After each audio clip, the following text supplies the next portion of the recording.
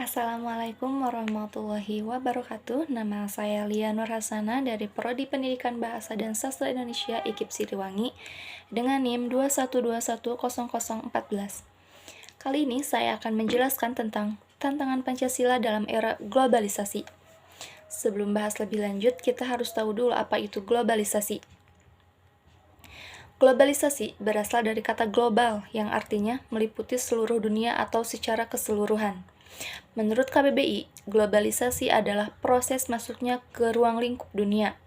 Sedangkan menurut Ahmad Suparman, globalisasi adalah sebuah proses menjadikan sesuatu benda atau perilaku sebagai ciri dan setiap individu di dunia ini tanpa dibatasi oleh wilayah.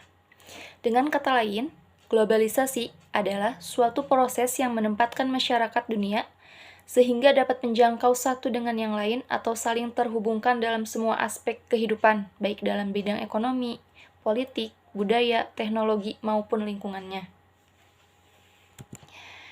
Nah, adapun dampak positif dari globalisasi, yang pertama yaitu adanya pengaruh tata nilai dan sikap. Adanya globalisasi dalam budaya menyebabkan pergeseran nilai dan sikap masyarakat yang semula irasional menjadi rasional. Yang kedua yaitu berkembangnya ilmu pengetahuan dan teknologi. Masyarakat menjadi lebih mudah dalam beraktivitas dan mendorong untuk berpikir lebih maju. Yang ketiga yaitu meningkatnya taraf hidup masyarakat. Dengan dibukanya industri yang memproduksi alat-alat komunikasi dan transportasi yang canggih merupakan salah satu upaya yang mengurangi pengangguran masyarakat dan meningkatkan taraf hidup masyarakat.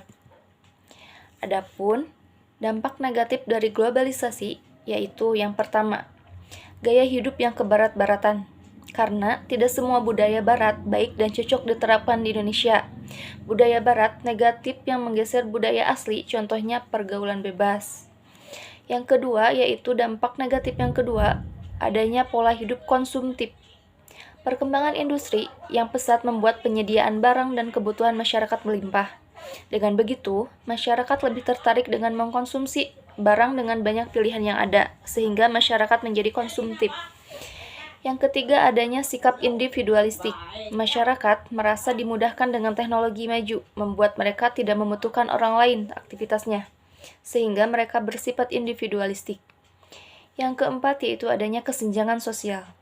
Globalisasi akan menjadi jurang pemisah antara satu individu dengan individu lain, sehingga terjadinya kesenjangan sosial dalam masyarakat.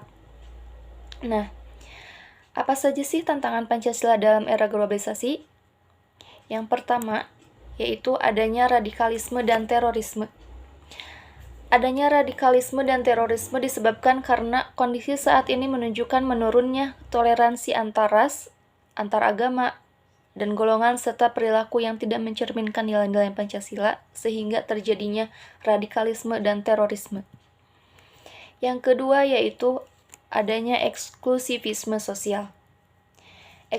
Eksklusivisme sosial yaitu paham yang menganggap bahwa pandangan dan kelompoknya yang paling benar lah.